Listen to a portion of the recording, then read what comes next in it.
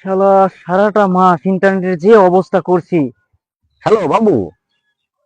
Hello hello. আবার নেটে সমস্যা রে। এবার যদি নেট আলাদা পাই আর খবর আছে। ও তো বিল বেড়াই বই এবার বিলও দিব রে। ওই যে পাইছি, ওই যে নেট যাইতেছে।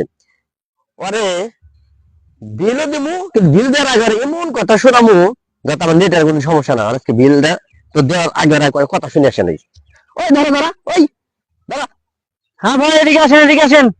সারা মাসে যে অবস্থাটা করছি নেটের, কি যে করে শালা, টাকা দেওয়ার সময় যে কি করে। এই ভাই ধরো ভাই, এই তোমার বিলটা তো দিবার এলাম, বিলটা নাও।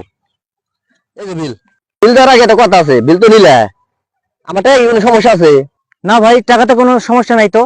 এই যে 500 টাকার নোটের মধ্যে কি কোনো শূন্য কম আছে? দুইটা শূন্য কি কম আছে? না ভাই, টাকাতে শূন্য চলে যাবে কেন? শূন্য তো দুটাই আছে। টাকা কি ছেঁড়া ফাটা? টাকা ছেড়ে থাকবে কেন? টাকা তো ঠিকই আছে। তাহলে মিয়া তোমার নেট যত সমস্যা কে? আমি যখনই আমার গার্লফ্রেন্ডের সাথে কথা বলতে যাই তখনই নেট থাকে না।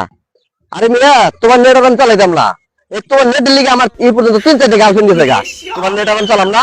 আরেকজনে আমারে 300 টাকা নেট দিবার চাইছে, আমি তার নেটই চালাবো, তোমার নেট চালাবো না। তোমার লিগে আমার সব প্রেমিকা একটা একটা করে বোঝা হয়ে যেতেছে। আরে ভাই, কি বলেন? অন্য নেট কেন নিবেন?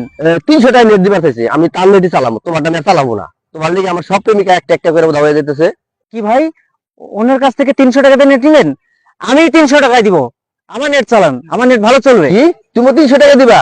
যাই, ভালো হয়েছে। চাপা একটা মাইরা তো, নেটের বিল তো 200 টাকা কমে গেছে।